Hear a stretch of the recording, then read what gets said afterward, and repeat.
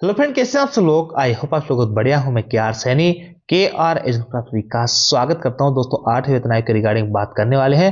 अंतरिम राहत की मांग की जा रही है और कहीं पे मांग की जा रही है बेसिक और डीए को मर्ज करने की। इन दोनों में क्या फर्क है? और देखिए, पहले के जो वेतन आयोग थे उनमें किसी में अंतरिम राहत भी मिल चुकी है और किसी में बेसिक और डीए को मर्ज भी किया गया है। इन दोनों केस में किसमें कर्मचारियों को ज्यादा फायदा होता है और कैसे जो है यहाँ पे सैलरी कैलकुलेट होती है, इन दोनों केस के ऊपर बात करने वाले हैं। साथ दोस्तों 3 तरीके के फिटमेंट फैक्टर पे काफी चर्चा चल रही है, उसमें से मोस्ट प्रोबेबली क्या चांसेस है, कौन सा फिटमेंट फैक्टर आप लोगों के लिए लागू हो सकता है। इस डिपार्टमेंट ने जारी की एडवाइजरी। जी हाँ, एक डिपार्टमेंट बहुत इंपॉर्टेंट यहाँ पे काम किया अपने कर्मचारियों के लिए। इन्होंने अपने खुद की कमेटी बनाई है जो कि अपने कर्मचारियों की जो रिकमेंडेशन है, जो कर्मचारियों की जरूरत की चीजें हैं, उनकी मांग उठाएंगे, सीधे पे कमीशन तक अपनी बात पहुंचाएंगे। तो इसके रिगार्डिंग भी बात करेंगे, क्या क्या इनकी डिमांड्स वगैरह है, कौन कौन मेंबर्स इसके अंदर है और किस डिपार्टमेंट की मैं बात कर रहा हूँ। ग्रुप डी से ऑफिसर तक की जो है सैलरी स्ट्रक्चर का जो है यहाँ पे डाटा जारी किया गया है। एक्सपेक्टेड आपकी सैलरी कितनी बढ़ सकती है, एक पियोन से लेके एक ऑफिसर तक, एक जज तक, एक डॉक्टर तक, इन सब का जो है इस वीडियो में बात करने वाले हैं। तो सबसे पहले देख लेते हैं दोस्तों, कौन सा डिपार्टमेंट ने यहाँ पे एडवाइजरी अपनी जारी की है। देखें दोस्तों, CRPF central reserve police forces बल की तरफ से यहाँ पे forms specially board for eighth pay commission. दोस्तों यहाँ पे सीआरपीएफ की तरफ से एक स्पेशल बोर्ड का गठन किया गया है जो कि 8वें वेतन आयोग के अंदर इनकी रिकमेंडेशन, इनके जो जरूरत की चीजें हैं, इनके सैलरी को स्ट्रक्चर को सही करने की है, इनके रेस अलाउंस को लेकर है, इनके बारे में सुझाव रखेगी कि इन कर्मचारियों को, सीआरपीएफ के कर्मचारियों के लिए ये चीजें लागू की जाए। तो बहुत अच्छी पहल है। ऐसे दूसरे डिपार्टमेंट्स के लिए भी यहाँ पे कमेटियां बन सकती है। इस कमेटी के अंदर कौन कौन से मेंबर यहाँ पे रहने वाले हैं, देखिए यहाँ पे 7 सदस्य की कमेटी है और इसके बाद में एडिशनल जो है सपोर्टिंग मेंबर्स भी यहाँ पे रखे गए हैं। तो ऐसे में दोस्तों बहुत इंपॉर्टेंट हो जाता है, यहाँ पे इनकी जो बात है डायरेक्ट पे कमीशन की तक जो है पहुंचेगी। इस लेटर को थोड़ा सा हिंदी में अपन देख लेते हैं क्या कुछ इसमें लिखा गया है। देखिए दोस्तों, सीआरपीएफ ने अपने कर्मियों के वित्तीय हितों की पैरवी करने के लिए 8वें केंद्रीय वेतन आयोग के समक्ष 7 सदस्यीय विशेष बोर्ड का गठन किया है। यह बोर्ड गृह मंत्रालय के माध्यम से व्यापक सिफारिशें प्रस्तुत करेगा। बहुत इंपॉर्टेंट है। इसमें भारत के सबसे खतरनाक और आंतरिक सुरक्षा क्षेत्रों में तैनात सीआरपीएफ कर्मियों के सामने आने वाली अनूठी चुनौतियों और जोखिमों पर प्रकाश डाला जाएगा। यहां से देखिए, पे कमीशन में क्या होता है, जितने मेंबर है उनको हो सकता है सीआरपीएफ के बारे में ज्यादा पता नहीं हो, तो यहाँ पे ये कमेटी जो है विस्तृत उनको बताएगी कि सीआरपीएफ के जो जवान है कितने रिस्क में, कितने डेंजर जोन में काम कर रहे हैं, कितना खतरनाक इनका काम होता है, इनके लिए कौन कौन सी चीजें यहाँ पे लागू की जानी चाहिए। तो डायरेक्ट पे कमीशन का संज्ञान में आ जाएगी और ऐसे में इनको ज्यादा फायदा पे कमीशन के अंदर देखने को मिलेगा।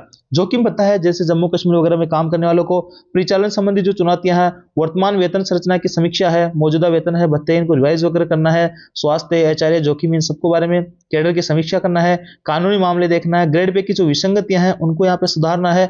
ऐसे में दोस्तों यहाँ पे एक बहुत अच्छी पहल है सीआरपीएफ की तरफ से। ऐसे ही जो है, जैसे रेलवे है अपने डिपार्टमेंट्स के लिए ऐसी पहल कर सकता है, अपने कर्मचारियों के जो है जो भी चीजें हैं, कर्मचारी को रिस्क अलाउंस वगैरह मिलना चाहिए या और कुछ भी डिमांड्स है कर्मचारी की, वो सीधे पे कमीशन को रख सकते हैं ऐसे कमेटी बना के। दूसरा जो रक्षा मंत्रालय की, वो और भी कई सारे डिपार्टमेंट्स है, वो भी ऐसी कमेटियां बना के सीधे पे कमीशन को अपनी रिकमेंडेशन यहाँ पे दे सकते हैं। हालांकि पहले दी जा चुकी है, लेकिन अब पे कमीशन बन रहा है तो और विशेष तौर से अपनी कमेटी बना के और इस चीज को डेडिकेटेड होकर यहाँ पे रख सकता है पे कमीशन के सामने। तो ऐसे में जो फायदा यहाँ पे मिलने वाला है पे कमीशन के अंदर, उससे आपको ज्यादा यहाँ पे मिलने की उम्मीद रहेगी।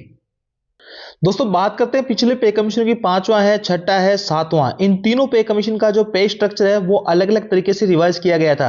देखिए दोस्तों, सबसे पहले बात करते हैं 5वें पे कमीशन की, जहां पे इंटरिम लीव भी दी गई थी, जिसकी अभी पुरजोर तरीके से मांग की जा रही है।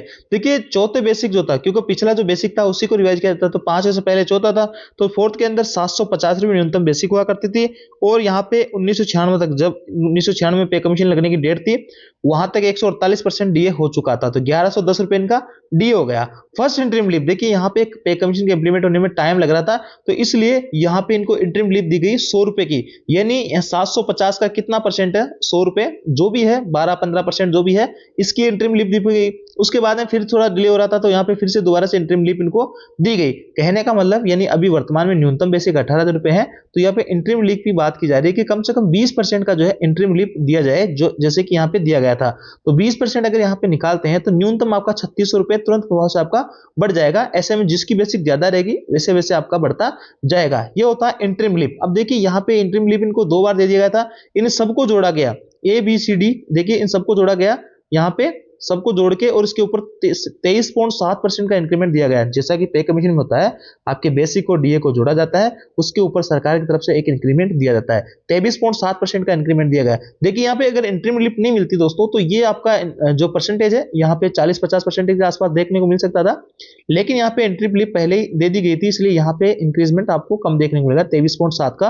तो 490 रुपए आपके यहाँ से बढ़ा, तो इन सबको जोड़ के और 490 यहाँ पे जोड़ा, तो आपका 2550 रुपए यहाँ पे न्यूनतम बेसिक निकल के आया। तो ऐसे इंटरिम रिलीफ में आपकी सैलरी बढ़ती है। आगे देखिए छठे पे कमीशन के अंदर, छठे पे कमीशन में 50% डीए होते हैं, इसको ऐड कर दिया गया था, इसके अंदर बेसिक और डीए को मर्ज कर दिया गया था। बेसिक आपका पांचवें के अंदर यहाँ पर 2550 था, देखिए 2550 है, 50% डीए मर्ज करने की बात चली थी 1 करोड़ फॉर्मूले से। इस बार भी आपकी डिमांड उठी थी और 50% जब डीए हुआ था तो काफी पुरजोर तरीके से चीजें चली थी कि यहाँ 50% डीए होते हैं आपका बेसिक में मर्ज कर देंगे छठे वेतन आयोग की तरह। तो छठे वेतन आयोग में यहाँ पे बेसिक और डीए को मर्ज कर दिया गया था, यहाँ पे 1275 रुपए हो गए। अब देखिए 1/1/2006 तक डीए आपका 24%, ये नहीं 50% पहले हो गया था, जैसे अपना 50% पहले हो चुका, अभी 60% पे पहुंच रहे हैं। तो मान लो जब 50% हुआ था उस टाइम अपना बेसिक में डीए जोड़ देते और उसके बाद में नई बेसिक के ऊपर अभी जो अपना 10% हो जाता, 50 से 60 के बीच का गैप, वैसे यहाँ पे 24% और हो गया था 1/1/2006 यानी 6 तक, यानी टोटल यहाँ पे 74% बढ़ चुका था। तो 50% को तो उसी टाइम मर्ज कर दिया और उस 50% को मर्ज करने के बाद में उसके ऊपर 24% डीए और लग गया था इस डेट तक, जो कि आपका छठे वेतन आयोग की डेट थी। तो ऐसे में 918 रुपए आपके यहाँ से हो गए। तो बेसिक और डीए मर्ज करने में ऐसे फायदा होता है। यहाँ से आप सरकार ने 47.4% का इंक्रीमेंट यहाँ पे दिया, 2297 रुपए, और टोटल जो यहाँ पे सबको जोड़ने पे आपका 7000 रुपए जो कि न्यूनतम बेसिक देखने को मिला, और जो कि आपका पिछला पे कमीशन था पांचवा, उससे 2.74 मल्टीप्लाई हो गया, यानी ये फिटमेंट फैक्टर आपका निकल के आया और यहाँ पे 3.4 टाइम बढ़ गई थी। लेकिन दोस्तों सातवें वेतन आयोग के अंदर ऐसा कुछ भी नहीं किया, ना तो इंटरिम रिलीफ दी गई, ना जो है 50% डीए होने पे उसको मर्ज किया गया। यहाँ पे नया वेतन आयोग लगा, पे बैंड वगैरह लाए गए, तो इसमें सीधा जितना डीए बढ़ रहा है 20, 30, 50, जो डेट आपकी पे कमीशन लागू होने की है 2016, वहां तक जितना डीए बढ़ा था उन दोनों को ऐड कर दिया। उसके ऊपर 14.3 सबसे कम, बहुत ही कम यहाँ पे इंक्रीमेंट सरकार के द्वारा दिया गया 2250 रुपए का। इन सबको ऐड करने के बाद में 18,000 रुपए आपके न्यूनतम बेसिक आई, और यहाँ पे जो पिछला 7000 था उससे आपका ये 2.57 मल्टीप्लाई हो गया, इन 2.57 फिटमेंट फैक्टर निकल के आया। तो इस बार सरकार ने इंटरिम रिलीफ देने से मना कर दिया, बेसिक और डीए को मर्ज करने से मना कर दिया। तो वही सातवें वेतन आयोग वाला ही मामला यहाँ पे चलने वाला है। बेसिक आपके 18,000 है और 60% डीए पे एक्सपेक्टेड है 10,800 रुपए हो जाएगा। तो दोनों को मिलाएंगे और उसके ऊपर सरकार के द्वारा यहाँ पे जो इंक्रीमेंट है ये मोस्ट इंपोर्टेंट है। ये इंक्रीमेंट सरकार के द्वारा कितना दिया जाएगा, इस बार डीए कम है तो ये इंक्रीमेंट कम से कम 30% आपका जाके मिलेगा, तब आपका जो है फिटमेंट फैक्टर 2 निकल के आएगा और आपकी न्यूनतम बेसिक जो है लगभग 36,000 के आसपास पहुंचेगी। तो यहां से आपको क्लियरली समझ में आया होगा कि इंटरिम रिलीफ में कैसे सैलरी बढ़ती है और जो है बेसिक और डीए को मर्ज करते थे कैसे हैं, और आपका मोस्ट प्रोबेबली चांस है कि सातवें वेतन आयोग की तरह आठवें वेतन आयोग में सैलरी बढ़ने वाली है।